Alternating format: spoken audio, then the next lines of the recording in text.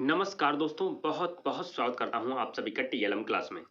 दोस्तों, डिस्कस करेंगे एक छोटा सा टॉपिक जो कि सीटेट और टेट परीक्षा में कई बार यहां से एक दो नंबर आपको दे के जाता है। तो आइए दोस्तों, इस टॉपिक को डिस्कस कर लेते हैं, काफ़ी महत्वपूर्ण रहेगा।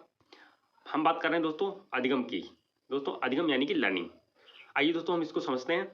अधिगम का सामान्य अर्थ एक बार पूछा गया था दोस्तों एग्जाम में, तो आपको याद रखना है सामान्य अर्थ क्या है। व्यवहार में परिवर्तन को ही अधिगम कहा जाता है। सामान्य तौर पर अगर हम कहें तो सामान्य तौर पर व्यवहार में जो भी बच्चा कोई चीज़ सीखता है या कोई भी व्यक्ति जो भी चीज़ सीखता है और जब वह सीख लेता है तो उसके व्यवहार में कितना परिवर्तन आया है, उसे ही हम क्या कह देते हैं, अधिगम कह देते हैं। आइए दोस्तों, हम बात करते हैं स्किनर महोदय की। इन्होंने अधिगम के लिए एक डेफिनेशन दी है, उस डेफिनेशन को देख लेते हैं। इन्होंने कहा व्यवहार के अर्जन में प्रगति की प्रक्रिया को अधिगम कहते हैं। दोस्तों, इस लाइन को ज्यों का ज्यों पूछा ही जाता है, इसको आपको याद ही करना होगा। व्यवहार के अर्जन में प्रगति की प्रक्रिया को अधिगम कहते हैं, यानी learning is the process of progressive behaviour adaptation. ये जो लाइन है ये स्किनर महोदय की है, इसको आपको याद रखना है। ये यू की यू ही पूछी गई है। आइए दोस्तों, आगे कुछ और लाइन्स हैं जो किसी के द्वारा दी गई हैं, उनको देख लेते हैं। यहाँ से भी प्रश्नों को पूछा गया है, इसीलिए इनको यहाँ पर समावेशित किया गया है। हम बात करते हैं दोस्तों नेक्स्ट लाइन की। अधिगम नवीन ज्ञान तथा नवीन प्रक्रियाओं का अर्जन है, ये कहा गया है वुडवर्थ के द्वारा।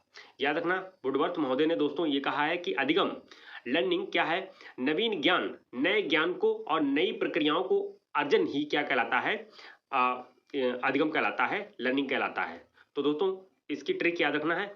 बर्थ में हम दोस्तों क्या करते हैं, नया जन्म देते हैं, इसलिए नवीन ज्ञान बार बार आ रहा है, नवीन ज्ञान नवीन प्रक्रियाओं।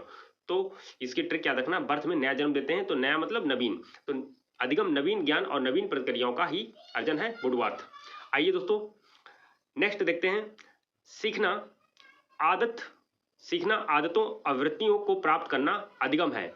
दोस्तों ये लाइनें बिल्कुल यूं की यूं ही पूछी जाती हैं, इसलिए इनको यूं का यूं ही याद रखना है, आपको सेम टू सेम मिलेंगी। तो इसकी ट्रिक क्या रहेगी दोस्तों, क्रो एंड क्रो ने कहा है, तो क्रो यानी कौवे, कौवे की आदत क्या होती है, काव काव करना। तो आदत से आपको दोस्तों याद रखना है, सीखना आदतों आवृत्तियों को प्राप्त करना अधिगम है। ये जो स्टेटमेंट है ये क्रो एंड क्रो का है, याद रखना है दोस्तों।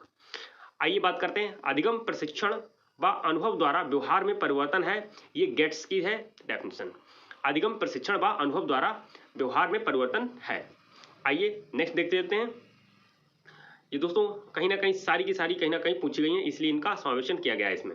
अधिगम उद्दीपन और अनुक्रिया में संबंध स्थापित करना है, ये किसने कहा है दोस्तों, थॉर्नडाइक का। आप थॉर्नडाइक महोदय का अधिगम का जो नियम पढ़ेंगे उसमें भी कुछ ऐसे ही दोस्तों ये कहते हैं, अधिगम उद्दीपक और अनुक्रिया में संबंध स्थापित करना है, ये थॉर्नडाइक महोदय का है। बात करेंगे व्यवहार से व्यवहार में परिवर्तन को ही अधिगम माना जाता है, ये दोस्तों कहा है आपके गिलफोर्ड महोदय ने। आई थिंक दोस्तों आपको बात समझ आ पाई होगी। इन सभी स्टेटमेंट को आपको याद रखना है दोस्तों, यू की यूं ही पूछी गई हैं। आइए नेक्स्ट बात करते हैं हम दोस्तों, सीखने की विशेषताएं, कैरेक्टरिस्टिक्स ऑफ लर्निंग।